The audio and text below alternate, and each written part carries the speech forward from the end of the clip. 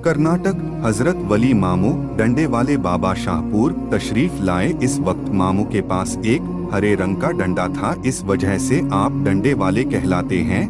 यह डंडे की खूबी यह है कि आप हमेशा रात के जब सोते हैं तो उसके साथ छोटी उम्र वाले गैर शादीशुदा बच्चे साथ रहते हैं।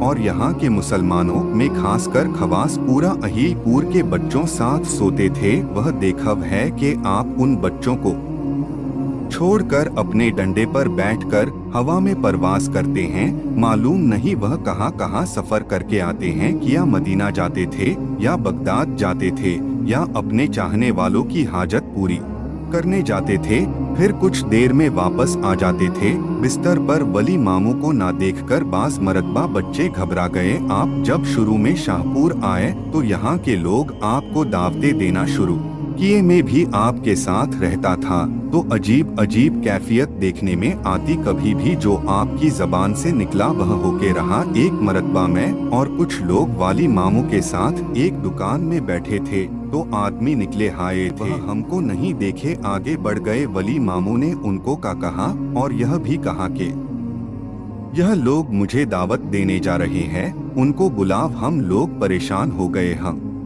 लोग तस्दीक चाही तो वह ने किसी काम से नहीं निकले बल्कि वली मामू का दावत देने निकले थे। यह वली मामू की रोशन ज़मीरी थी। फिर देखे कि किसी घर की दावत होती तो मर्द था, कुछ लोग पीछे होते थे और यह आप आगे और कुछ लोग पीछे को दावत तो है। दावत का घरे जहाँ चाहे बुलाकर ले जाए आप बगैर रहबरी के सीधा उसी गए जहाँ के आपके दावत थी। ऐसे कई वाकियात थे। शाहपुर पंगाली बाबू नामी एक बुजुर्ग रहते थे कि कई रोज बाद एक मरतबा वली मामू की और उनकी मुलाकात हुई। वह अपनी जगह खामोश, यह अपनी जगह खामोश। इसी दौरान एक कौवा आकर बैठा। बंगाली बाबू ने उसे उड़ाना चाहा लेकिन उनके इशारे देने पर भी वह नहीं उड़ा।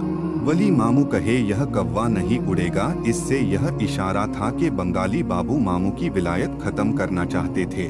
लेकिन आप पैदाशी वली है, उसको कौन छीन सकता था। कुछ देर बाद बंगाली बाबू चले गए तो वली मामू से बोले कि यह शाहपुर में नहीं रहेगा। यानी वैसा ही हुआ। कुछ दिन बाद बंगाली बाबू चले गए और किसी को पता भी ना चला कि किधर गए कहाँ गए। यह वली की विकासत है। मेरे बहनोई साहब सैयद अहमद साहब के औलाद नहीं थी। अचानक वली मामू आए और दुआ की के लड़का होगा और हकीकत में उनका लड़का हुआ। हम मकान में सब मिलकर उसका नाम थाल बजाकर रख रहे थे और शमस ओदोन आप रखें। ये फिर अचानक वली मामू आए। हम सबको बड़ा ताजुब हुआ। आपने फरमाया कि क्या नाम रखा। हमने कहा शमस ओदोन। आप फरमाया कि उसका नाम मेरा नाम रखो, यानी वली पुकाराए। हमने वली के नाम से थाल बजाया। शाहपुर में सब लोग मेरे इस भांजे को वली के नाम से ही जानते हैं। वह बड़ा गुत्तेदार। इस तरह वली मामू ने जो भी मिला होगा उसने कुछ करामत जरूर देखा होगा। वली मामू अपने 17 से 18 साल के दोस्तों में बहुत खुश रहते हैं और रात के वक्त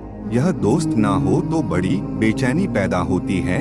एक मरतबा शाहपुर में मामू ने दोस्तों सोने के लिए बुलाया, वह नहीं आए। जब से शाहपुर की बरकत उठ गई है।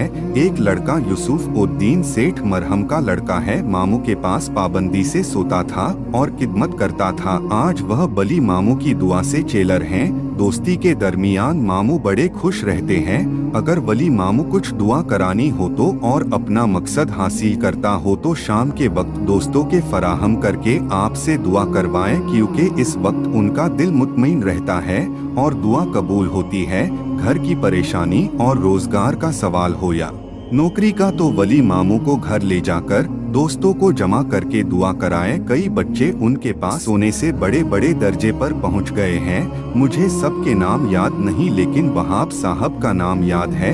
वह वली मामू की खिदमत करते थे, रात उनके पास सोते थे। आज वह भोपाल में आराम से इंजीनियर है। यह वली मामू की दुआ का असर है।